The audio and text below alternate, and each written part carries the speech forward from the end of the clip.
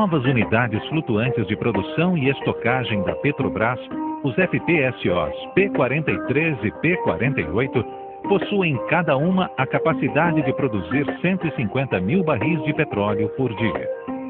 Localizadas na Bacia de Campos e operando nos campos de Barracuda e Caratinga, as plataformas P-43 e P-48 representam um acréscimo de aproximadamente 20% na produção diária nacional.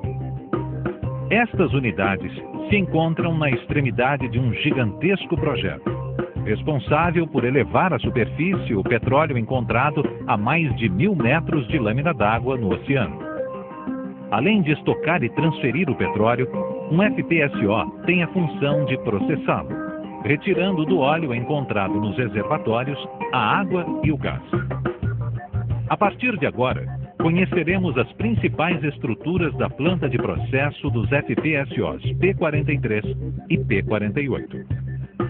O petróleo é elevado do piso marinho até a superfície por tubulações especiais chamadas de riser, construídas para resistir às pressões exercidas pela imensa coluna d'água. Os risers chegam à plataforma e são conectados aos manifolds, conjuntos de válvulas e instrumentos de controle necessários para proporcionar flexibilidade na operação da plataforma.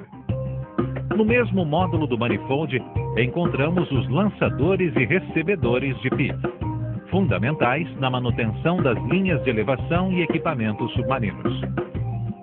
Os PIGs, por ação mecânica, limpam as linhas removendo parafina e outras substâncias que aderem às paredes internas. O óleo que chega ao manifold é alinhado para dutos principais chamados headers, que são responsáveis pela coleta do óleo proveniente dos diversos poços produtores de petróleo. Assim, o petróleo é direcionado para os pré-aquecedores, onde recupera-se energia que seria desperdiçada, incrementando-se a temperatura do petróleo em cerca de 5 graus centígrados. O petróleo, então, segue para o aquecedor de produção. Aqui encontramos trocadores de calor do tipo casco-tubo, onde a água quente sob pressão percorrerá a estrutura interna do trocador, constituída por vários tubos de pequeno calibre.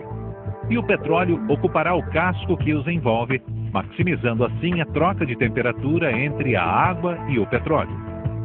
A uma temperatura de 180 graus centígrados, a água cede calor latente ao petróleo, aquecendo-o a uma temperatura de 80 graus centígrados, temperatura ótima para o processo de separação. Agora o petróleo já está pronto para entrar no separador de produção. Também conhecido como separador de primeiro estágio, este vaso opera sob o controle de algumas variáveis, como pressão, temperatura, nível de interfaces óleo-água e gás-óleo. Controlando-se essas variáveis, proporcionando-se o tempo de residência pré-estabelecido em projeto e utilizando-se o agente desemulsificante adequado, garantimos que as fases óleo, água e gás sejam tratadas individualmente nos sistemas subsequentes e enquadradas nos mais restritos padrões de qualidade requeridos. A partir deste momento, acompanharemos as 3 fases elementos isoladamente, iniciando pelo óleo, que agora segue para o tratador de óleo. Este equipamento tem o objetivo de enquadrar o teor de BSW, isto é, água e sedimentos, e por consequência, o teor de salinidade do óleo. Utiliza-se o campo elétrico como meio de desemulsionamento.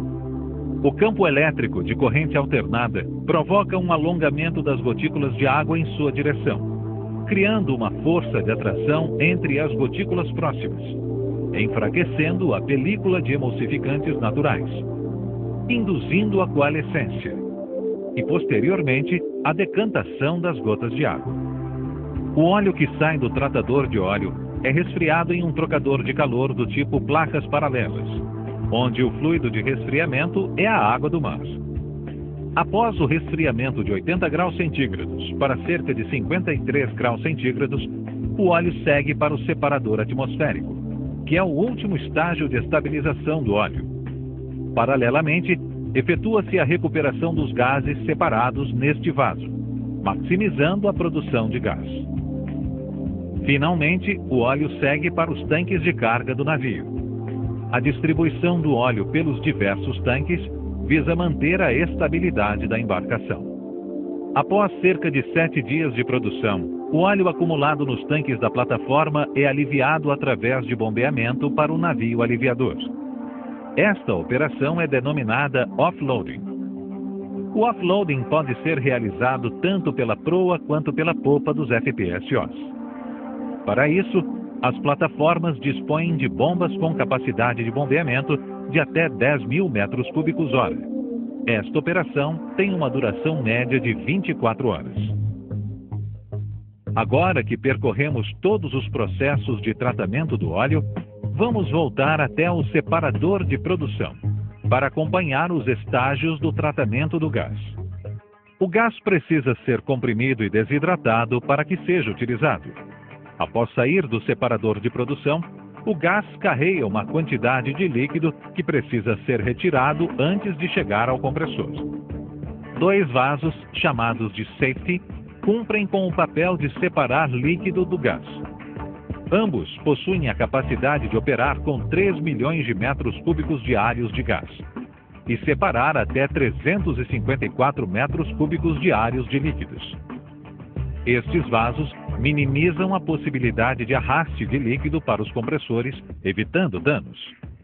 O compressor é uma máquina operatriz, ou seja, precisa de aporte de energia para funcionar. No caso das plataformas P-43 e P-48, os compressores são acionados por motores de alta potência, com variadores de frequência, que são dispositivos para controle de capacidade da compressão. Cada um dos 2 primeiros estágios de compressão é composto de um resfriador de gás e um vaso para separação do condensado, que é formado após a compressão e resfriamento do gás, sendo este condensado reciclado para o estágio anterior. O gás do segundo estágio de compressão, após o resfriamento, segue para a torre de desidratação de gás, conhecida como torre de TEG. Trata-se de uma torre de absorção de água, utilizando-se o TEG, trietileno glicol, como fluido de absorção. Esta operação é maximizada pela redução da temperatura e aumento da pressão. Todo o sistema de controle da torre foi projetado de forma que o gás efluente da torre de TEG esteja suficientemente desidratado.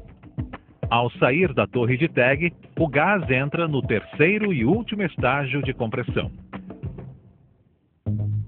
Agora que percorremos todos os processos de tratamento do gás, voltamos até o separador de produção, para acompanhar os estágios do tratamento da água produzida. A água oleosa a 80 graus centígrados proveniente do separador de produção trifásico entra numa bateria de hidrociclones, onde parte do óleo carreado pela água é removida e reciclada para o sistema de tratamento de óleo. A água quase isenta de óleos e graxas passa então pelo pré-aquecedor de óleo antes de entrar no flotador, que é o equipamento responsável pelo polimento final do tratamento de água produzida. Antes de ser descartada para o mar, a água produzida é armazenada em um tanque estrutural do FPSO. Agora que percorremos todos os processos de tratamento da água produzida, falaremos sobre um processo que não está diretamente relacionado ao petróleo, o tratamento da água de injeção. O processo de injeção de água começa na captação de água do mar por bombas de elevação. Antes de entrar na torre desaeradora, a água passa por filtros para a remoção de partículas superiores a 80 micras. Então, na torre desaeradora, a água do mar é submetida a um stripping de gás, que é um processo de remoção mecânica do oxigênio. Paralelamente, é feita a injeção de um sequestrante de oxigênio, bisulfito de sódio, que objetiva a remoção química do oxigênio que não foi removido pelo stripping e também do cloro residual. Na saída da torre desaeradora, são injetados produtos químicos biodispersantes que evitam depósitos de micro-organismos. Biocidas de choque, que são injetados 2 vezes por semana para controle microbiológico. E, caso necessário, uma injeção complementar de sequestrante de oxigênio. Para complementar o tratamento da água de injeção, A mesma passa por filtros do tipo cartucho para remoção de sólidos maiores que 5 micras.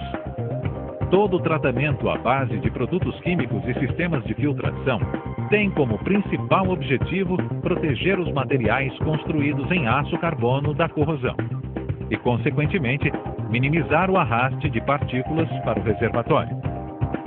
Várias medidas são tomadas para evitar a queda de injetividade nos poços injetores de água e evitar a perda de produção devido às incrustações.